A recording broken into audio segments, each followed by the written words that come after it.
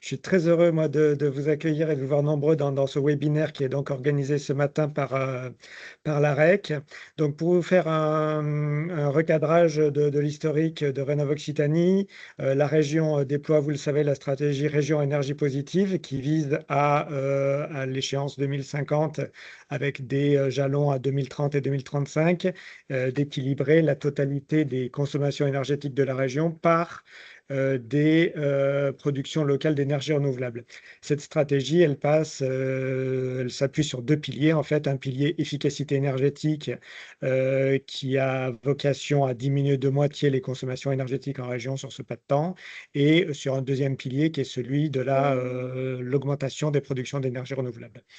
Donc, sur le pilier 1, à savoir efficacité énergétique, bien entendu, la question du résidentiel a été cruciale au regard de la part des consommations énergétiques qui sont dues au secteur résidentiel dans notre région. Et c'est sur cette base-là qu'on a lancé une première délégation de service public en 2020, Rénov Occitanie, qui a déjà été confiée donc à l'AREC à cette période-là et qui a atteint ses objectifs avec plus de 26 000 ménages qui ont été accompagnés, 500 copropriétés sur 5 ans avec 30 millions d'euros de prêts qui ont été octroyés pour financer des travaux. Et puis, on a des taux de transformation des audits en travaux effectifs qui sont en progression constante. Donc cette première étape, cette première DSP Rénov Occitanie, elle nous a permis d'amorcer quand même une dynamique qui est très importante en Occitanie, en particulier autour des grosses métropoles, et ce, en dépit des différentes avanies réglementaires qu'on a connues avec l'arrivée notamment de mon accompagnateur Rénov, et puis l'instabilité des aides nationales autour de la rénovation énergétique. Mais nonobstant ces difficultés-là, on a réussi quand même à apporter de la visibilité au marché. On a permis à l'ensemble des professionnels de la rénovation énergétique de monter en compétence, de structurer une véritable filière économique. Bon, au-delà de ce satisfecit sur cette première étape de Rénov Occitanie sur 2021-2025, il ne faut pas se voiler la face et on est quand même obligé de constater qu'il y a des défis majeurs qui demeurent, notamment autour de la simplification et de la fluidification du parcours de rénovation énergétique,